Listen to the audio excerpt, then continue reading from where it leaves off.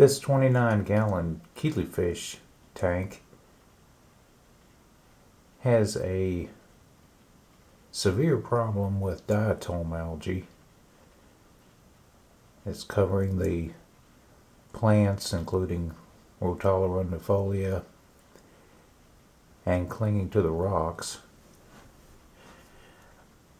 I added some Gammarus, thinking perhaps enough would survive hidden in the foliage to consume the diatom algae.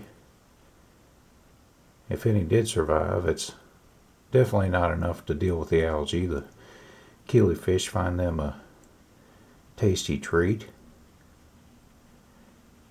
So rather than try and get enough scuds in this tank to consume the algae on the plants, what I like to do is move the algae infested plants to a tank where scuds have largely taken care of the diatom algae issue.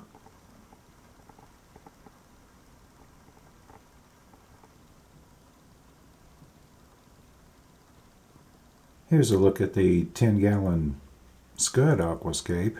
Previously, diatom algae was out of control in this tank, but as I feed the scuds sparingly on blanched banana, they have pretty much eradicated diatom algae in this scape.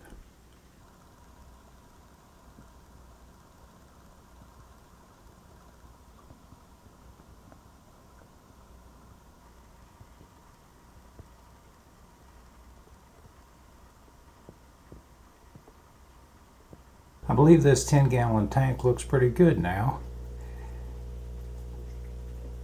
The scuds can continue to devour the diatom algae off the plants.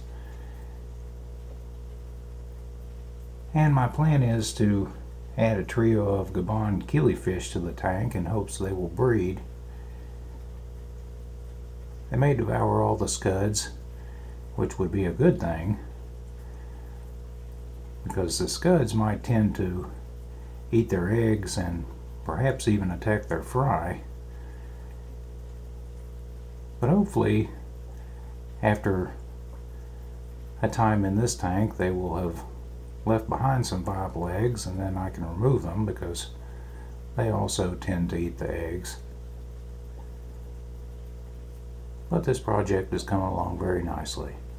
In removing the plants and reorganizing the hardscape, much of the compost beneath the coal slag has wound up on the surface, so it's necessary to siphon that off.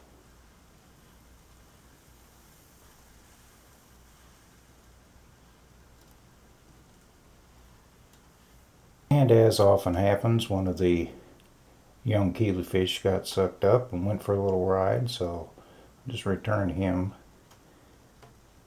without issue. I decided that the best way to go would be to replace the mother rock with a slightly larger one and better hide the sponge filter. I want to give the scuds a chance to remove the diatom algae from the scape and the plants before adding killifish to breed. Now that I've removed all the plants and got the substrate looking reasonably nice, the tank looks quite bare. I did add another daughter rock to complete the hardscape. It looks okay, but I don't want to continue to keep a scape that has such issues with algae. But these killifish will be right happy in this tank, and I can remove breeding stock to other tanks where it'll be easier for them to leave behind viable eggs.